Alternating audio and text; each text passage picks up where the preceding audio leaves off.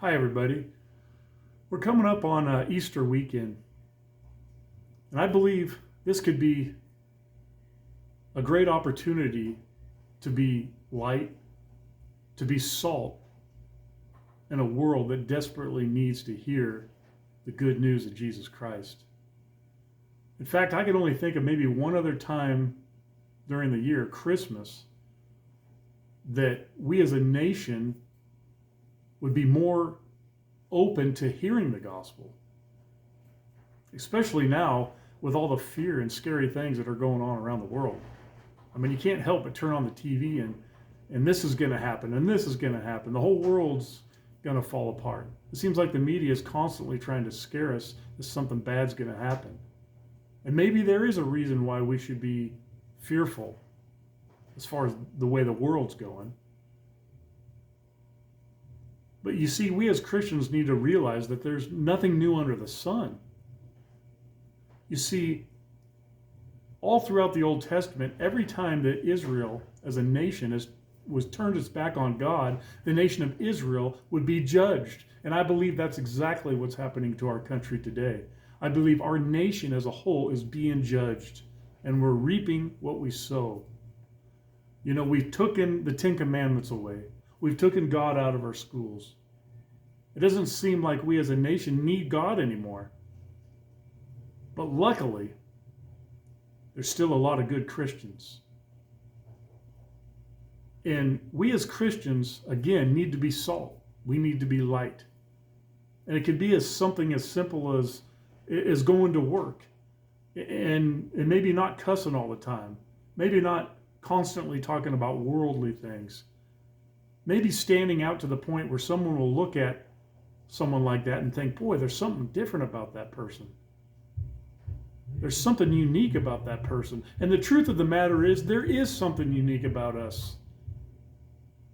Because we have Jesus Christ. Our faith and our peace is in Jesus Christ. And what gives us hope is that Jesus Christ rose again on the third day. That's what gives us hope. I want to read a little part of a song that really touches me. I think it's an awesome song. And the song is called My Living Hope. Then came the morning that sealed the promise. Your buried body began to breathe. Then out of the silence, the roaring lion declared, the grave has no claim on me. I want to read you a passage of scripture, and it's found in John chapter 21, verse 15. When they had finished eating, Jesus said to Simon Peter, Simon, son of John, do you truly love me more than these? Yes, Lord, he said. You know that I love you. Jesus said, feed my lambs. Again, Jesus said, Simon, son of John, do you truly love me? He answered, yes, Lord. You know that I love you. Jesus said, take care of my sheep. The third time he said to him, Simon, son of John, do you love me? Peter was hurt because Jesus asked him the third time, do you love me? He said, Lord, you know all things. You know that I love you. Jesus said, feed my sheep. I think that's a powerful part of Scripture. And I think there's a deep message to that Scripture.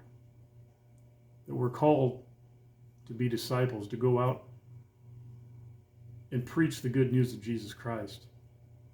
And I don't believe for one instance that you have to go to some fancy Christian college and get some fancy degree from that college to be able to go out and spread the good news of Jesus Christ. I don't believe you have to be some spectacular speaker to go out and spread the good news of Jesus Christ. I believe if God's calling you to do something, you do it. And we all do it in our different ways. But I believe that we as Christians are called and we have an obligation to preach Jesus Christ, the good news of Jesus Christ. And I just pray, my prayer is that we as a nation could come back to God like the way our country was founded. And I believe the only way that's going to happen is for Christians that love the Lord to not be silent and go out and preach the good news of Jesus Christ. Thank you, and have just a wonderful Easter, and God bless.